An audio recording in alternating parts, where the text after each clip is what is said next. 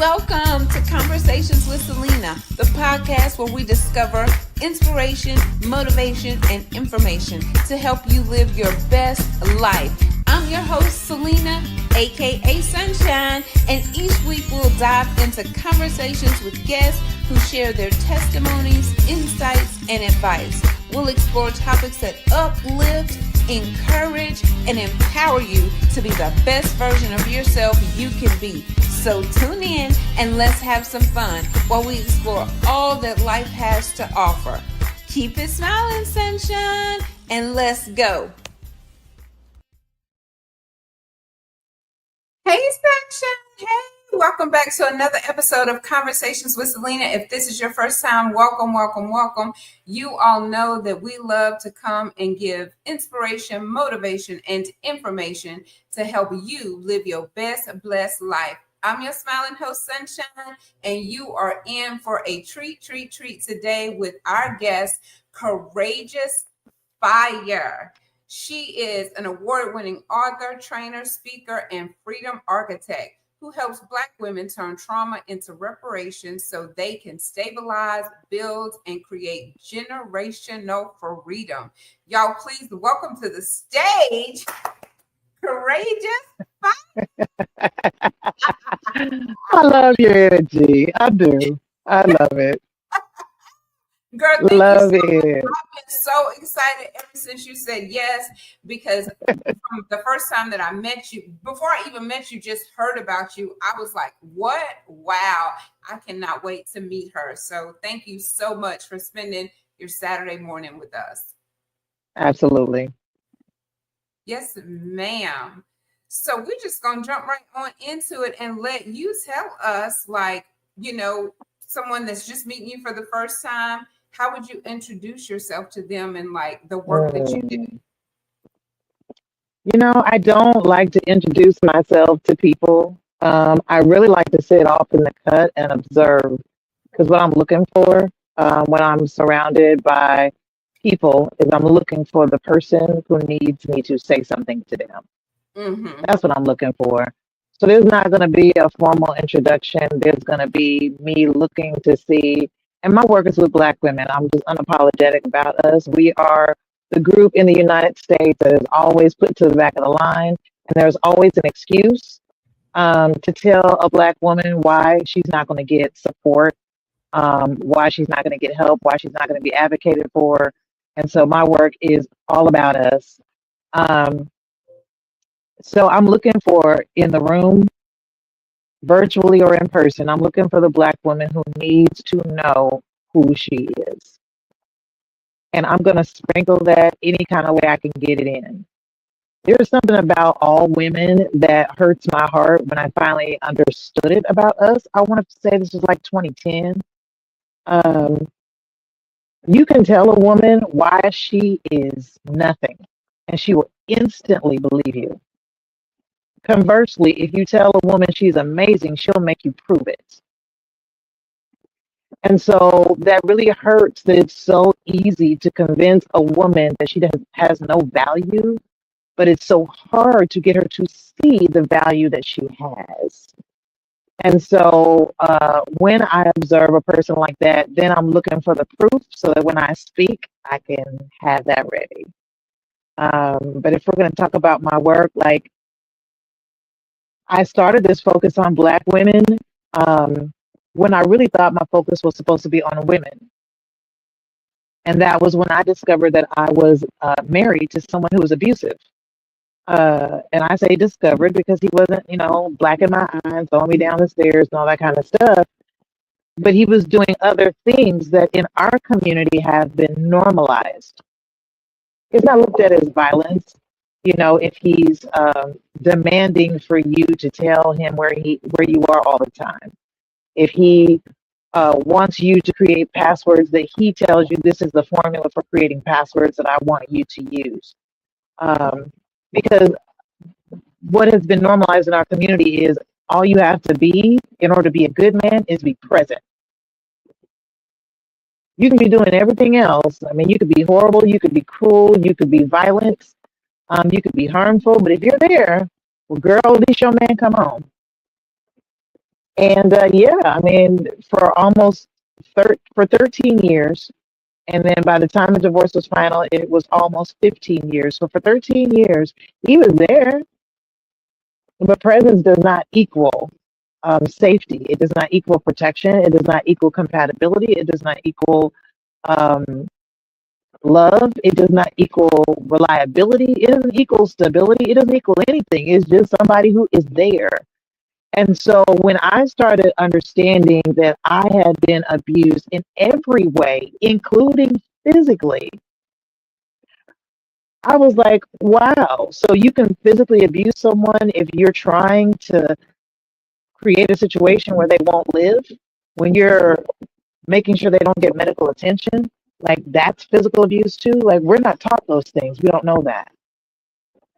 So it really was an eye opener for me, that because I thought that the only people who got abused were people who didn't love themselves. I loved myself, not as much as I do now, but I did love myself. I did like myself. I did appreciate myself. So that's not the standard for who gets hurt. And so as I started researching, because when I don't understand something that's happened to me, that's the first thing I do is, okay, what do I need to look at? What do I need to examine? What do I need to study so I can understand how I got here?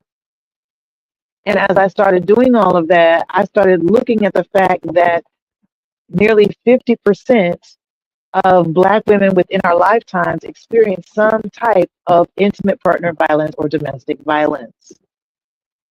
How is that happening to us this often, but we don't know what it looks like when it shows up? And so that's why my work started focusing on us. In the almost 7 years that I've been doing this work, sis, I've come to see that our shorter lifespans, our poor health outcomes are directly tied to trauma that is unresolved. And so that's made me dig in even harder. And when I first started this work, I want to say within the first year, I was like, you know what? Trauma and abuse need to pay me back. I looked up the word reparations, and it is what happens when two entities enter into a war. Whatever side loses, by the rules of war, they owe the winner reparations, payback for the expenses that they incurred through the battle that they won. Kind of like going to court and you lose, so now you got to pay damages. Like, I didn't know that that's what reparations meant. If you lost, you got to pay up. I didn't know that. I did not know that. And so I was just like, oh, but in trauma and abuse, like, they owe me. And so the concept was there, but it was very loose concept. And I didn't realize that I was actually creating the framework by just overcoming it. And the framework became a trauma reparations framework on how to make it pay me. Like, so the work that I've been doing for almost 7 years is directly built from, and I definitely want us to get into like the meat and potatoes of this. It is absolutely built from the trauma upgrades, I call them, the ways that trauma sharpens me, the ways that trauma taught me some things, some skills. And they're actually skill shaped gaps in society that I can now solve simply because I got those upgrades.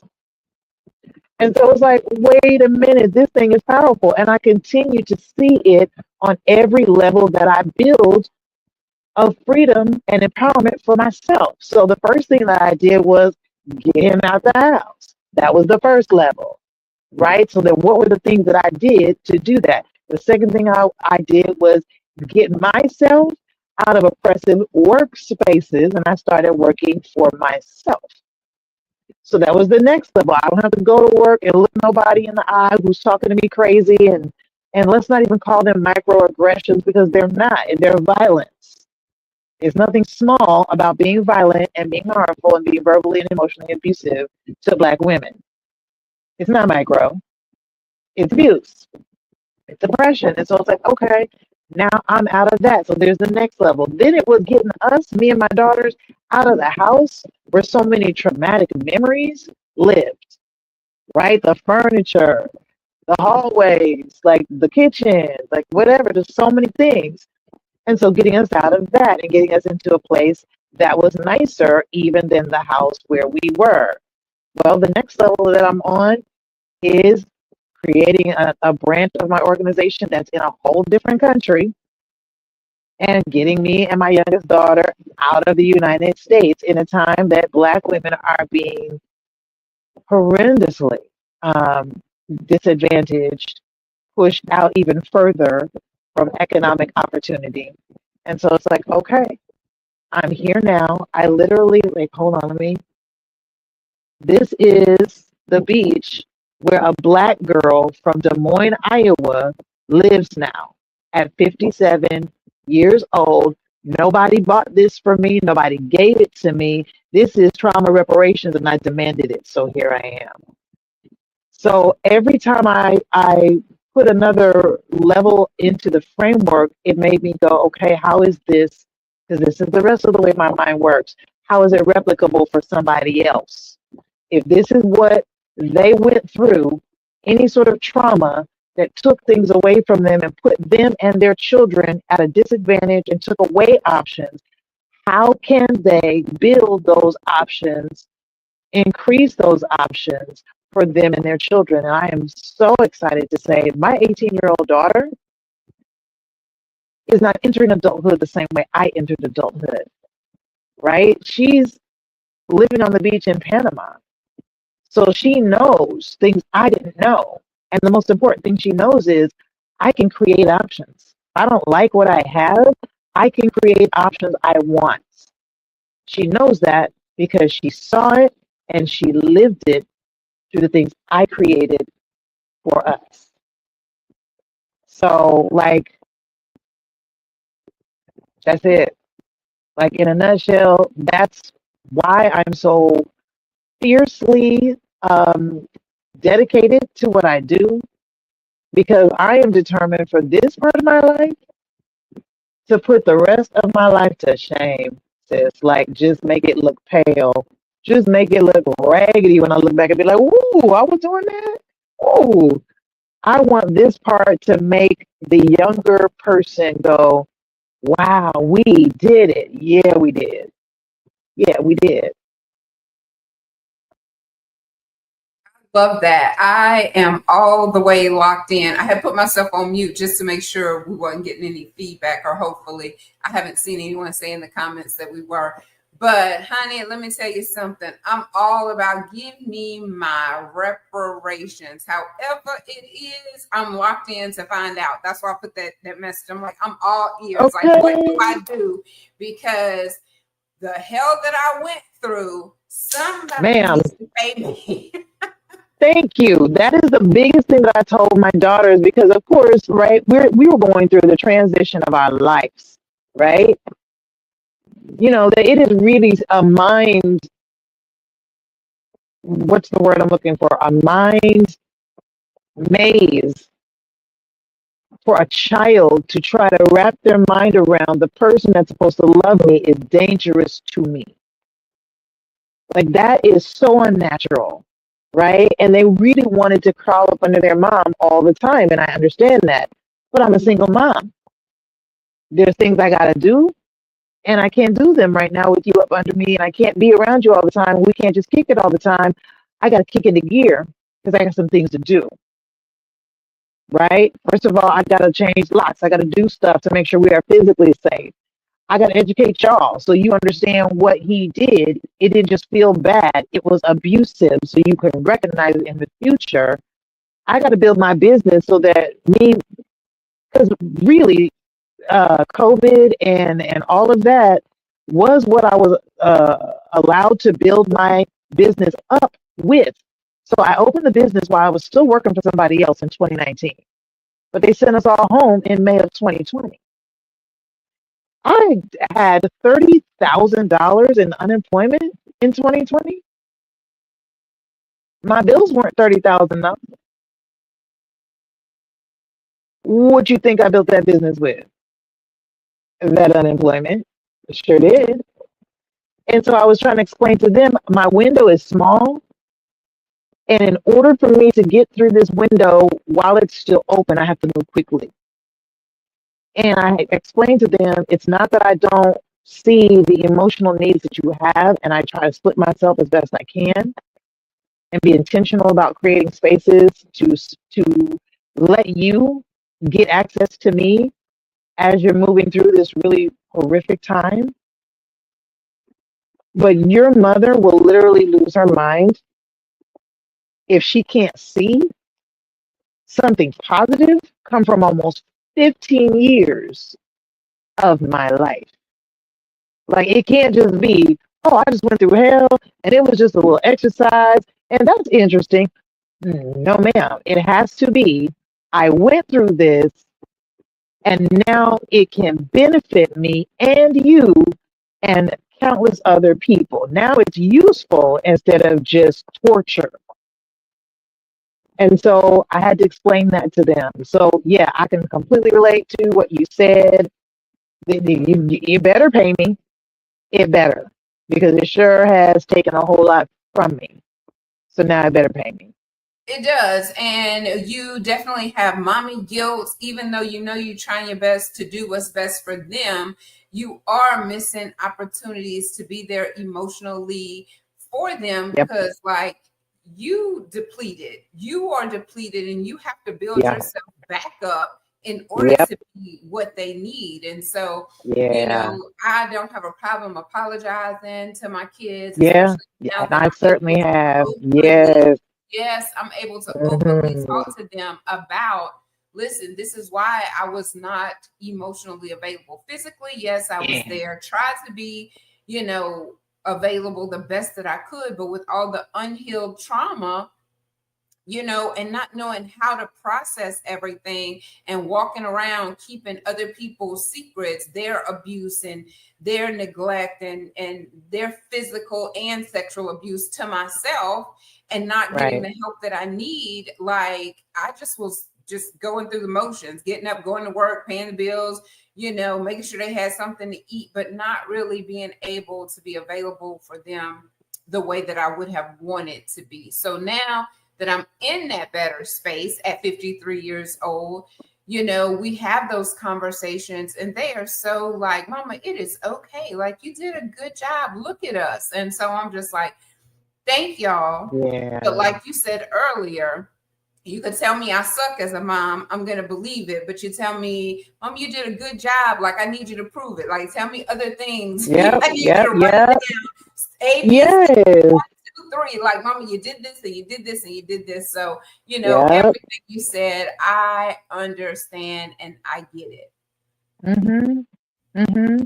And there's a specific framework, like, you can always make cute little acronyms, which I did because it makes it easier for people to remember the points. But like, there literally are 4 very specific steps for sisters to get paid. And I'm happy to go into them today if you'd like, because we deserve to get paid. And even more than that, almost even more than that, because we should put ourselves first, which I know for Black women is a weird concept, but we should. We should. People talk about, we should love ourselves, love others the way we love ourselves. It's just like, okay, if you believe those words, then you have to live them. And in order to live that, you literally have to be fully, thoroughly, committedly in love with yourself. And you should be serving anybody else out of the overflow from the love you've already given to yourself. Then you're never serving out of empty. Then you're never serving out of lack. You're never serving at a disadvantage. And you're never serving in a way that can be harmful because you fried. Start with you, right? And so we should be getting paid, and we should be showing our children, especially our girls, that a good woman is not Don't be aiming to be a good woman who is great at self-sacrifice, because that's the reason why we have the second highest death rates among women in the United States. Because we keep going, I just want to give, give, give. It's like, yep.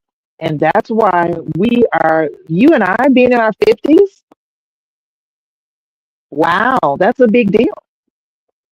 Because plenty of Black women in the United States don't ever see 50. They don't even crack it.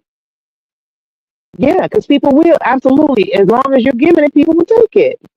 So we need to be able to show this framework to our daughters and our sons, but especially our daughters, so that they understand mom was a good woman and mom loved herself first and best.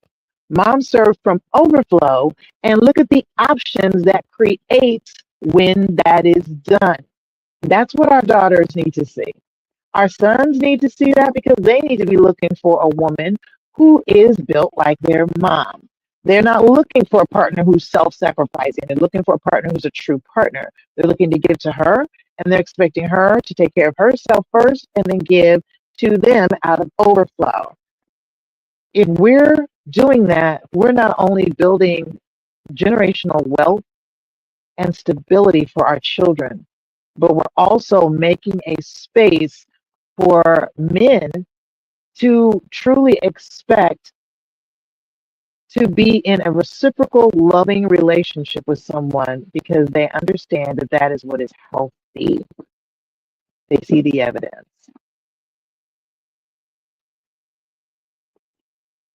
Yes, yes. I just wanted to focus on you and what you were saying in that moment.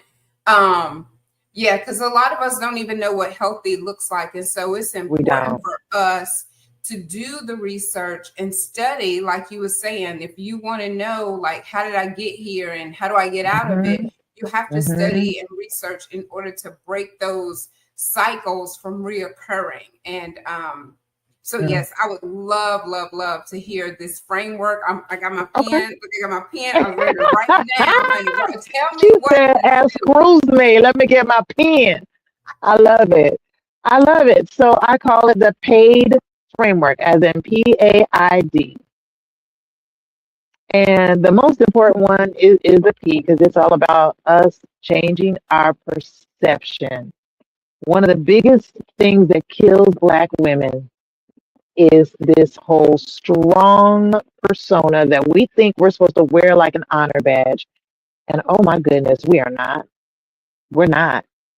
So we don't even realize a lot of times what these words mean because we're like, I'm a strong Black woman. I'm a strong this. She's a strong that. And it's like, don't say that about her, because strong literally means you can endure a lot. What are you saying? I'm proud of me because I could get stomped on a lot. I'm proud of me because people run over me a lot and I can still walk after that. Like, what is that to be proud of? And then why are we teaching our daughters, hey, yeah, I want to be a strong woman who can take a lot like my mom did? No. Because what do we get? You just said it, you had it running across the screen. The more so called strength you show, the more people think, great. Number one, I don't need to check on her because she's strong, so she don't need nothing. I'm not going to check on her. I'm not going to give her nothing. I'm not going to do anything for her. I'm not going to help her. I'm not going to offer anything because she's strong. Great. And we've proven that to them that we can endure a whole lot. So they just keep keeping it on. All strong gets you is more.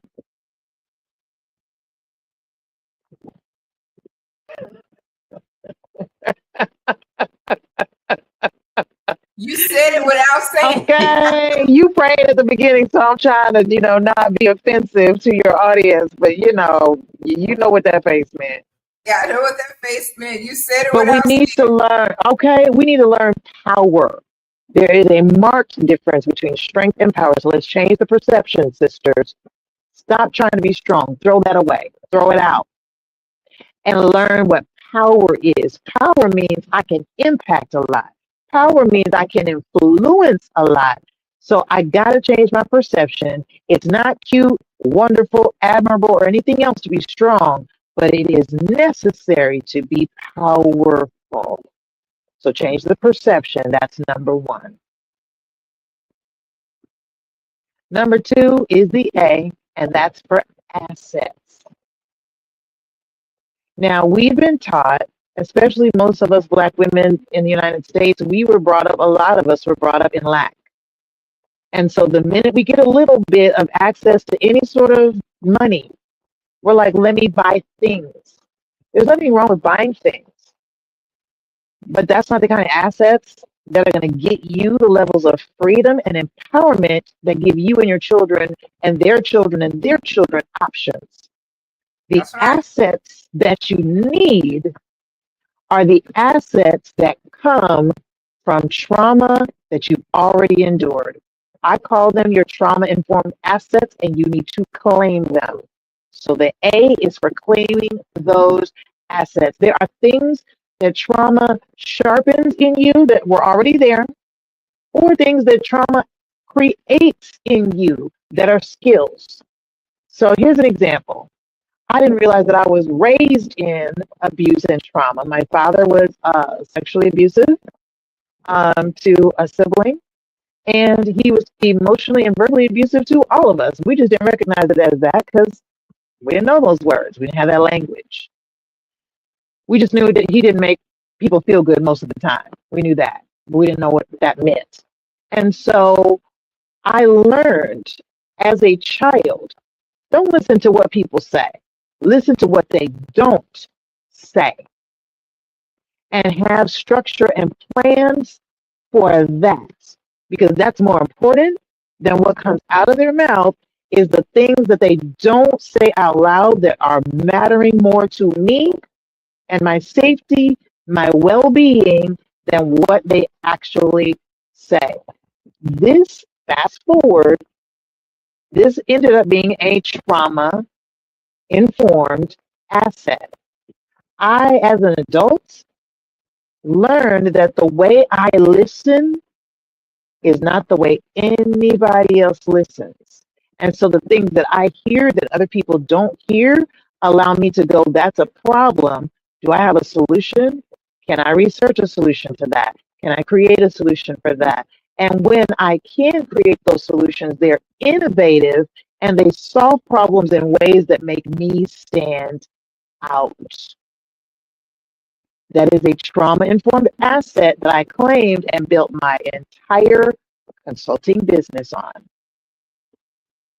That's why those matter more than the money, because the asset that I claim, just that one, there are others, but that one right there allows me to not only do that in consulting, it allows me to do it as a keynote speaker, it allows me to do it when I'm coaching, it allows me to do that in ways with just in sitting in a room. I told you I like to observe.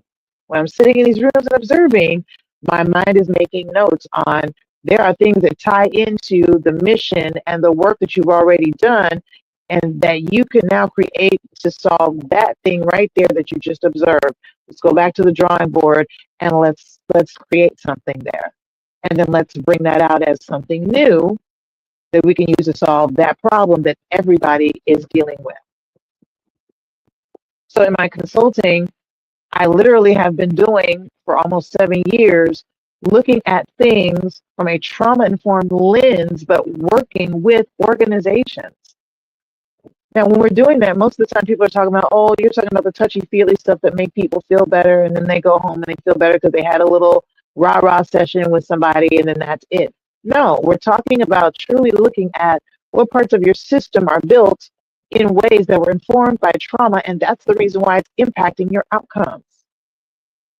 But at the same time, I never wanted to only stay in that spot. I wanted to impact the individuals directly. So what did I learn as I came out of abuse? How did I build, and how can other Black women replicate that? Not only to recover, but then not to go back into those cycles. That's why we're using that program. For 5 years, we have an 80% success rate with Black women not re-entering those cycles. Because when you claim your assets, look, you're on your way for your trauma reparation. So step 3 is I. I is for inheritance. inheritance, because your trauma informed assets, and I like to call them a trauma upgrades, that's how you claim your options. That's how you inherit your options and your choices for you and by extension, your next generations. So, like I was saying before, and I'm going to expound a little bit more on it, the universe literally is fair and balanced. So, anybody who is suffering for something that they didn't actually create, there's a payback coming to them. Why? Because it has to. So the balance is, yep, you went through that, but now something is coming back to you. So part of what allows you to claim your inheritance is going, ooh, I see that there is a skill shaped gap right here, and I can plug into that. So I'm going to look at my skill, look at the gap, see how I can naturally and authentically, because you're not going to betray yourself, because remember, you love you. So you're not going to do something that makes you uncomfortable. You're not going to do something that you can't believe in. But at the same time, you're going to make sure that you're matching up your skill to that gap. Ooh, I don't know if y'all can see that. We're about to get some rain. We're about to get some rain. Oh, and I can feel the air changing. It feels great. Okay. Look, I gotta stop and enjoy stuff because it took a long time to get here. Anywho, um, so those trauma-informed assets are for you to plug in to those skill-shaped gaps and for you to be able to say, okay, what's the place? What's the relationship? What's the organization? What's the community that this fits into best and where I can add the most value? Once you know that, now you're poised for D. D is a demand, girl. What? Demand. There was this conversation with James Baldwin and Nikki Giovanni, the late great Nikki Giovanni. Oh my goodness, she's amazing. And he was like, well, you know, there's certain things that women have to ask their mates. And she was like, ask. I don't have to ask you to respect me. I demand respect. They were having a gender conversation, and he was like, well, you know, we understand that you know, you want certain things, and you know, you must ask for those. She was like, no, I must not ask for them. I must demand them. And that was my introduction to Nikki Giovanni, was that conversation between them. And I went and looked up everything else I could find on that woman, because she was like this big, and she was like, no, I must demand. I was like, ooh, who's this sister? She's so powerful. We have to demand. Once we've spotted our inheritance, we have to demand that trauma itself, with those upgrades, pays us back. So you can't just sit there and go, there's a skill set gap. I can feel it. Beautiful, you got to move. Your movement is your demand. So I saw I had skill shaped gaps that I could fill. And then I had to move in that. I had to create the LLC. I had to start talking to decision makers and saying, I've noticed this thing in organizations like yours. I'd like to have a conversation about that. So many times we wait for permission. And I'm here to say, sisters, give yourself permission. Give yourself permission. Permission to do something different. Permission to move. Permission to act. Permission to be in a space that you don't think, look, that you don't think you are qualified for. Okay. I read something when I was still doing career connection work. They called us employment specialists, and we helped people find jobs. And so many times when I was working with men, they had a few qualifications. They were like, I'm going for this job. And I was like, okay, well, let's try to make your resume tell that story. Listen, women would be qualified for everything highly. Maybe there was one thing that they hadn't encountered yet, or didn't have experience with. And they were like, well, you know, that job, I'm not going to be qualified for that because that one thing. That man had maybe one or two things out of 10. She had 9 out of 10. He was like, I'm qualified. I'm going for it. She was like, oh, I don't know. Okay. Sisters, Give yourself permission to move. I do not have any degrees. Let me repeat that. I do not have any degrees. There's so many different stories and so many books that will be written on that whole part of my life, the whole college scenario. But listen, that did not disqualify me. Yep, please stop doing that. We need to understand that if we have a skill that can solve a problem, that is the qualification for the assignment. The rest you will learn along the way. The rest, let me say it again, you will learn along the way. There's so many things I learned about business along the way. There's so many things I learned about lines of credit and bank loans and all of that along the way. I didn't know none of that. Grants along the way. Opening an LLC along the way. Opening a nonprofit along the way. Finding out how to move to another country along the way. Finding out how to get connected to United Nations along the way. I'm telling you, how to write a book and publish it myself along the freaking way, y'all. We can't keep waiting to know everything to move. Give yourself permission to not know. Give yourself permission to be scared. People are like, "Well, your name is courageous." I remember I asked a dentist a question because I had never, ever, ever had any sort of tooth work done or whatever. And I got my first cavity in my 30s. And so I asked a question and she was like, "Well, now let's just embrace our name," because I had a question about you sticking a needle in my gum. Look, yes, my name is courageous, and yes, I absolutely embody that. But even people without the name of courageous embody that. Okay? Courageous doesn't mean that I'm never scared. This is 2025. There's been some scary stuff going on. Are you hearing what I'm saying? Are you looking around at what this year brought us? Okay? You know this year was scary. So if you say I'm scared, then you a wuss? You're not courageous anymore? No. Courageous means, yeah, I see things are scary sometimes. I go anyway. I acknowledge the fear. I don't pretend like it's not there, but I go anyway. That's what courage is. Going anyway, despite the fear.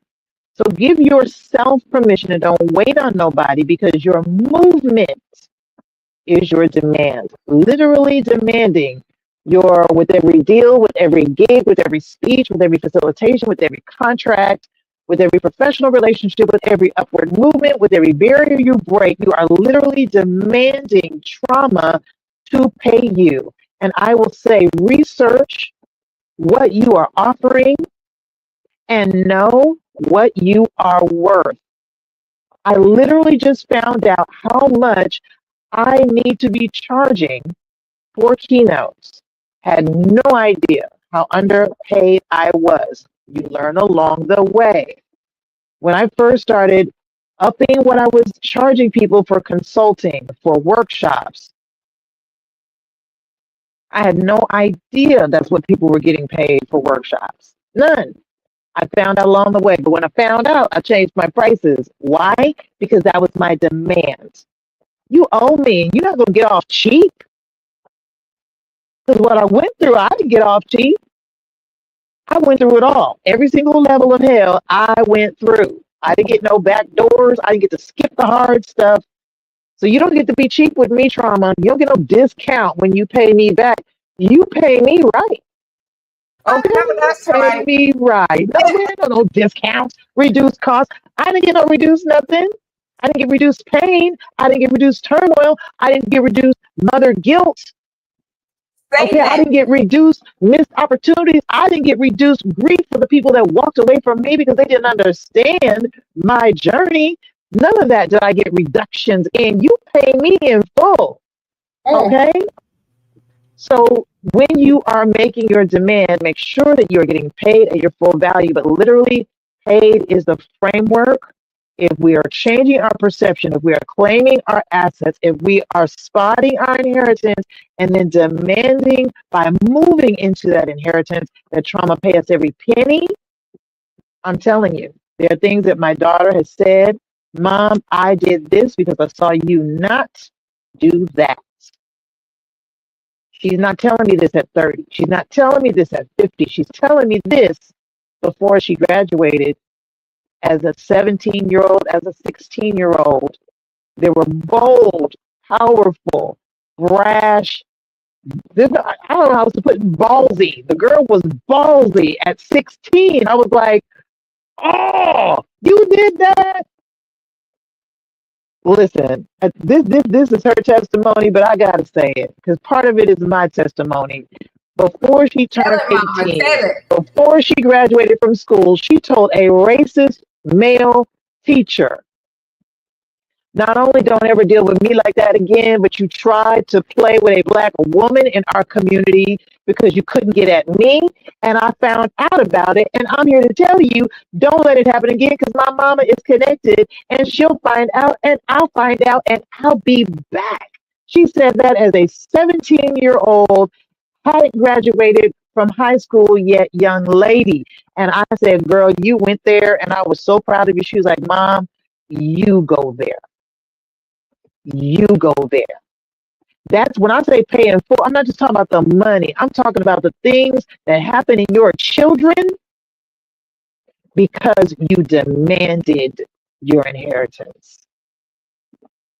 Some of those things don't even have price tags on them, but they are worth the weight of you and your children and their children, the cumulative weight in gold to watch them move with intention and boldness because they saw you do it. And sometimes it takes you so long to get to that point. Like I said, I'm 53. I'm 53, and they probably saw so many tears roll down my face and on my pillow. And, just my shortness of toward them because of, just like I said, I didn't know how to process all this, and I didn't know how to stand up to the world that was just coming at me, that didn't understand me because they didn't even know my trauma, much less understood the trauma. Even if I would have shared it with them, they wouldn't have known anyway because we don't know that narrative. We haven't been taught those things. And so trying to express how we feel and find those words is so very difficult. And even now, it's like I'm just so proud of me when I wake up. Like, some people just call me conversations. Most of the time it's sunshine, but sometimes depending on where I am, it's like, hey, conversations, how you doing, conversations? And so, it's my new identity, but most of the time it's sunshine. Hey, sunshine. And you can't say that without smiling. And so, correct. Just like you can't say courageous without feeling empowered. So, words matter. And yes, they do. Move matters. And being intentional matters. And yes, ma'am. Sometimes it's like, would you change it? I mean, I would be crazy to say I wouldn't go back and change all that trauma. Yes, I would change it because I would want to be a better mother. But the reality of it is I can't change the past, but what I can change, that's what I'm working on, my present and my future. Absolutely. Absolutely. And we deserve to have that change, separate and apart from being mothers. As women, as human beings, as Black women, we deserve, I got to say this real slow because we don't hear this stuff. As Black women, we deserve to live well. Well, I hear so many Black women talking about, I'm just grateful for what I have. That's great to be grateful. It's wonderful to be grateful. I absolutely believe that gratitude is one of those things that helps keep you well, keeps your spirits good, keeps you balanced, and all of that. But we tend to live in the unhealthy optimism. Well, you know what? I got 2 pieces of bread. I could have just had one. I'm just so grateful. Okay, no. Okay. Now we're in harmful optimism because you deserve to have whatever food that you find enjoyable. Is it steak? Is it seafood? Is it a beautiful vegan diet with all the trimmings? What is it? Because why is it that everybody else can have pictures of them eating this and that and the other, and you are just supposed to be satisfied with your freaking one piece of bread? No, no, sister. You deserve to live well. You served well. You loved well. Why can't you live well? And why are you selfish? Because that is what you want, is to live well. You don't have to be a jerk. You don't have to be a horrible person that's just mean and crass with folks and harsh and abrupt. We have been taught that having something means you must have stepped on a whole bunch of people to get there. You must be selfish. You must be horrible. Listen, don't make me do it. Don't make me do it. Don't listen. I have come that they might have life and that they might have it more abundantly. Do you believe that? Because if you believe that, then why are you satisfied with your one piece of bread? That's not abundant. It's I not. don't think I've ever heard that term, harmful optimism. Because why do we do that? You know what I mean? It's just like optimism is supposed to lift you, not be the burden that crushes you. Mm-hmm. So yeah, we deserve to live well, beautiful. We deserve to live well. I don't know who is hearing this morning or this afternoon or who's going to hear later that needs to know. So I'm looking, look, how close can I get? Let's say, beautiful. You deserve to live well. Think about all the people that you love on, and you do that so that they can live well, right? And you're proud of the fact that you love them like that so that they can live like that as a result of you. You deserve what you give. You deserve the same thing. You deserve to live well.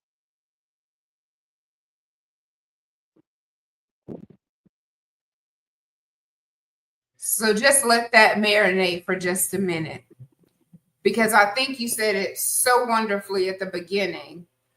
If I tell you something negative, you receive it quickly. If I tell you something positive, I got to point it out to you. So we just gonna pause right there for a minute, and I'm gonna put it back up. You deserve to live well. Know your worth. Give yourself permission to get paid. Oh, I don't have that one up. That one's at the bottom. Perception, assets, inheritance, demand. Yes. Oh, I love seeing that in print. May this be imprinted on the hearts of every person looking at this. Yes. Oh my goodness. Wow. Wow. Wow. 98% of people in a survey who were asked said that they have experienced trauma within their lifetimes. That's a whole lot of people walking around who should be getting paid. Should be getting paid. Let's get paid. Let's get paid. Look, and I want my coins, my paper, my piece, all of that. Okay. I want to get paid in abundance. That's right. That's right. Look, like you said, in all of the layers. Why are diamonds so beautiful? Because they have layers. All these different sides of a diamond, all these cuts in the diamond, all of these things reflect different parts of the light, and that's why they're so beautiful. There are so many facets. Yes. There are so many facets of abundance, and the beauty of abundance is that it can be so multifaceted. We're not just talking about money here. We're not just talking about your children. What about the Black women who are not mothers of actual human beings? They don't deserve that? Of course they do. There's so many facets of wealth, and get them all. Look, all of the stress that took my hair out, little sprouts are coming up on the top. When I'm talking about getting paid, I'm talking about all of it. Starting to lose. When I first got here, I lost 12 pounds. Why? Stress. Now I'm working out. This is my sixth consecutive day. Why? Because I want my chiseled body back. I don't care that I'm 57. There's a woman named Ernestine, something or other, black sister, cut up like a racehorse. That sister, okay, oh, that's right. That sister, she's older than that now. When I was first reading about it, she was 84 or 87 in the gym working out, just cut up in her 80s, holding classes as a personal trainer. Okay, look, I'm 30 years younger than her. I should be cut up too. I was cut. Okay, I want that back. When I say I want all of my stuff, I want all my stuff. I want all of my abundance. When people hear the word courageous, I want them to think of the adjective. I want them to think of the freedom architect. I want them to think of the Black women protector. And I want them to consider whatever move that they might be making that even remotely includes even one Black woman. And if they were thinking about moving wrong, I want them to correct it just because they heard the word courageous, because they might be talking about me and I might hear about it and they don't want this smoke. Huh? I don't just want money. I don't just want my children to live well and to have options long past their lives and mine. I want there to be a movement of safety, of increased outcomes in health and economics for Black women in the United States because I was here. And if you don't think I'm looking for my successor, you'd be wrong. I am, because this movement is not going to stop when I leave this realm. It's going to keep growing and it's going to keep expanding. Look, I'm already in Panama. Do you think I'm here to play? I'm not here to play.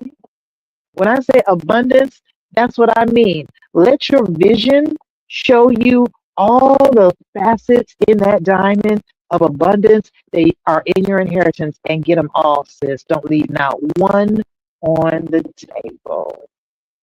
We leaving no crumbs. None. None. Diamonds either. Okay. Okay. I love that. I do. Wow. Yeah. Mm-hmm. I love us. I love us. And I just, if I could be anything, I want to be that bell that rings. And when you hear my name, that there's a sound, that there's a tone of freedom. The freedom bell rings every time you hear my name. That every time you hear something I've said, that you extract something that gives you another level of freedom because you got connected, were in touch with, heard something from me. That's what I'm supposed to be doing. And I'm dedicated to it.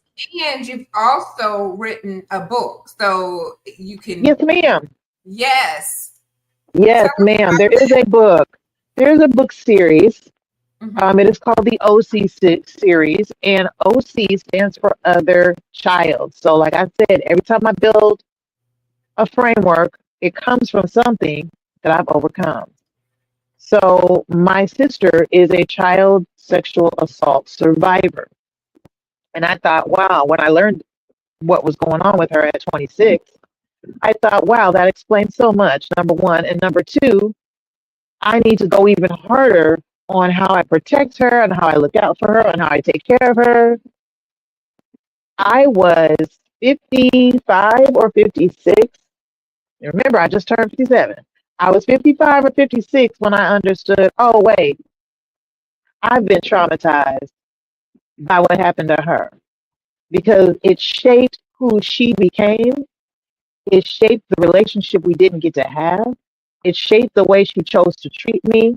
It shaped the way I did or didn't have relationships with my parents. And a lot of pain came from that.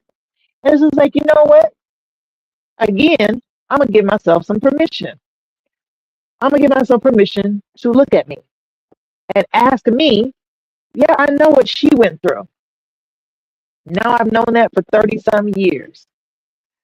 Let me ask me what I went through. And let me ask me what I need so I can recover from what I went through. Because at this point, I just turned 57, which means she just turned 60. Either she's going to get help for the harm she endured or she's going to choose not to. I got to deal with me. What do I need? What is the grief that needs to be healed? What is the harm and the abandonment that needs to be healed? And so first I wrote the book called This Is for the Other Child because I needed to scream out loud instead of to myself. I needed to give myself permission to talk about me in relationship to all of that. And then the second thing that I wanted to do, like always, who else is out there like me? Right? And not just necessarily have a sibling who experienced that, because that's one part of it. But the other part is who's out there like me who needs some permission to ask themselves what they need and then center that need. That book, that audiobook, that ebook, that hard copy, that paperback large print, paperback regular print, that is so that you can understand how to do that. And there's even stuff in there about how you pick your 3-point squad to help pull you up out of what you've experienced. And part of that 3-point squad, Black women, is a therapist, is a therapist, is a therapist. And you don't just have to pull something randomly out of the card deck. There are ways to choose the right therapist for you, and it's in the book. This is for the other child. Now, of course, if you now understood this is a level of trauma I've experienced and I need to heal from that, the other part is you need yourself a journal. You need to learn some self-love stuff. You need to learn some very specific affirmations, and you need a guide through that. So the OC journal is how you get that. Because we're not just going to talk about, hey, this hurts. We're going to talk about how we solve the hurt. How do we heal the hurt? And I'm always looking for the next level of empowerment and freedom after the hurt, because we deserve that too. So that OC series is all about that. And I'm sure there will be some stuff somewhere around this video where we are that you can click on and go right to it.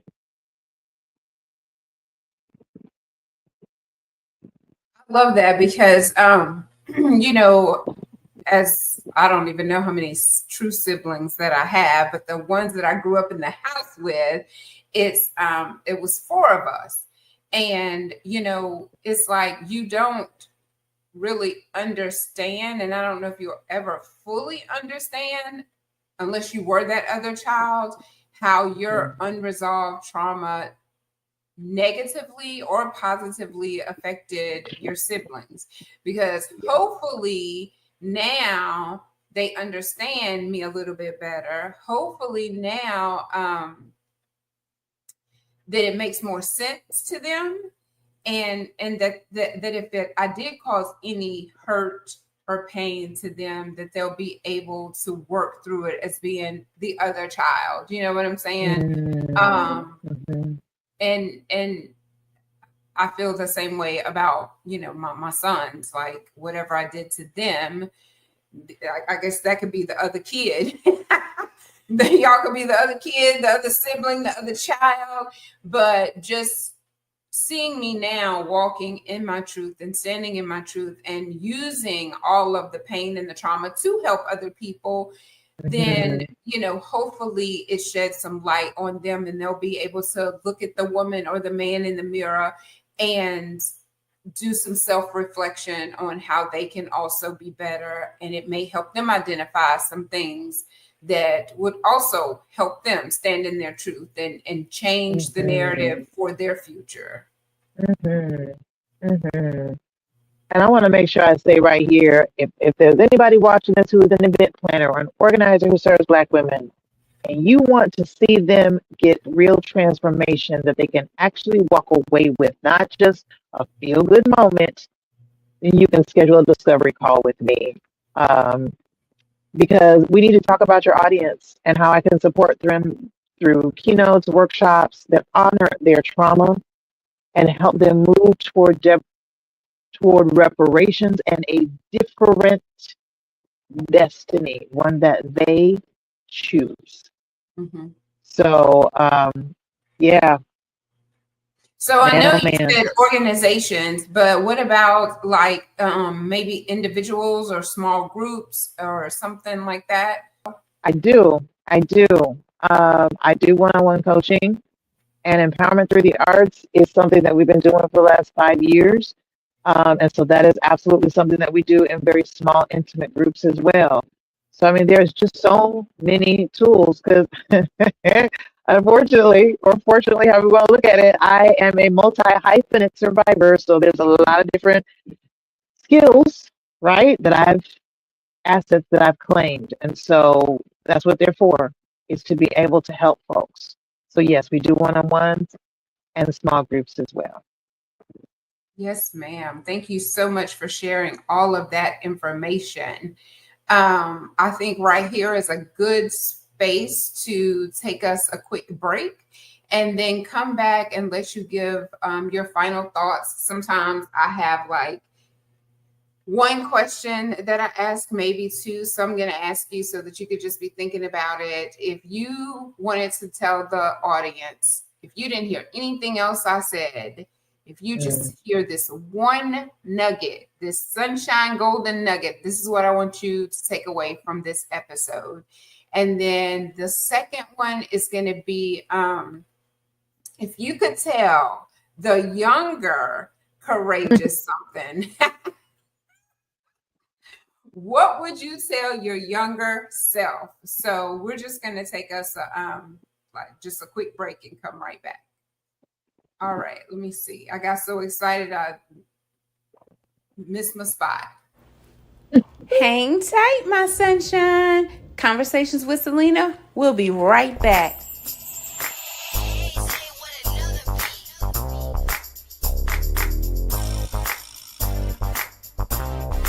Hey, sunshine.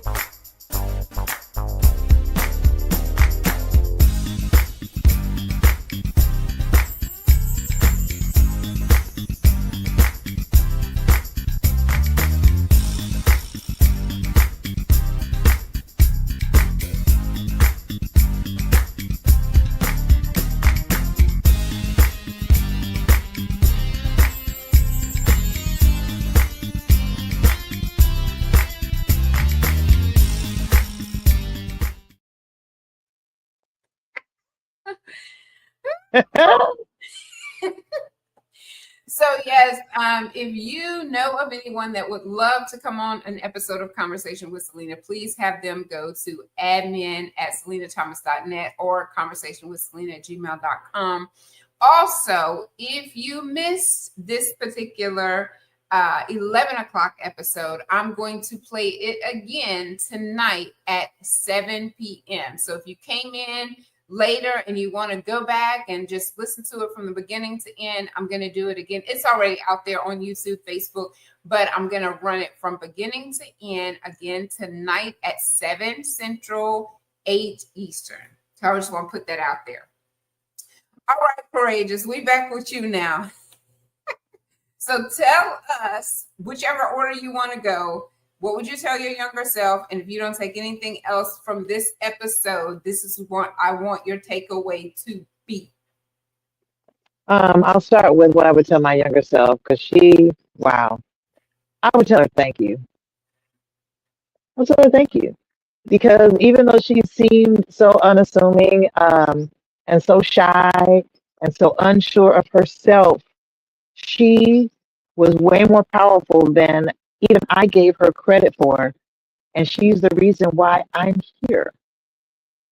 So I would just say, thank you so much, beautiful, for everything that you kept us going through despite it all. That's what I would say. I would thank her. As far as if you get nothing else out of this episode today, it's so hard to boil it down to one, but I would have to say it all starts with self-love, and it's not, that you do manis and pedis or that you do spa days or you get your hair done certain times or whatever. Literally, what are the things about you that you have sat down with and said, I love, admire, respect these things about me because? What are the great things that you are and the great things that you've done that you have intentionally celebrated with just yourself? How many times do you talk about with yourself, whether it's in a journal or sitting down in the mirror, the things that you do well, the ways that you have persevered or overcome? And I don't mean the replays of the stuff that you know about. I'm talking about the stuff that is recent to remind yourself that you ain't no one-hit wonder. These things matter because self-love is something that has to be nurtured consistently in order to live and flourish consistently. If you are operating from a place of self-love, sister, I promise it's going to change the decisions you make, the people you're around, and the ways that you move. Because if you're operating from a place of it has to benefit and be good to me and for me and be healthy around me, there's certain things you just won't do. And there's certain things other people won't be allowed to do or have access to do. So start with love. And I don't mean love for others. I mean love for you first and best. Yes.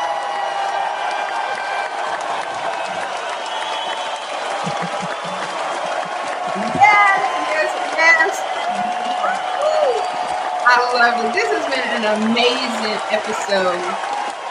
Okay, y'all can stop now. There we go. This has been an amazing episode. Thank you so much for all of your insights and just your contributions to women, especially Black women. So thank you so very much. And I hope that you will come back at a later date to give us an update. But before we go, we got to know what's going on in Chicago. Look, so much be going on. I be forgetting. Listen, Black women in the United States. Now, a lot of work that I've done in Courageous Access is all about domestic violence survivors who are Black women. And I need you to know that I know that most of the time we don't know when we are. So that's not who I'm talking to.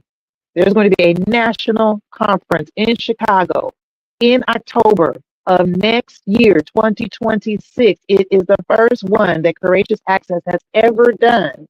And it is going to be powerful. There will be 5 Black women healers. We will be together all day long.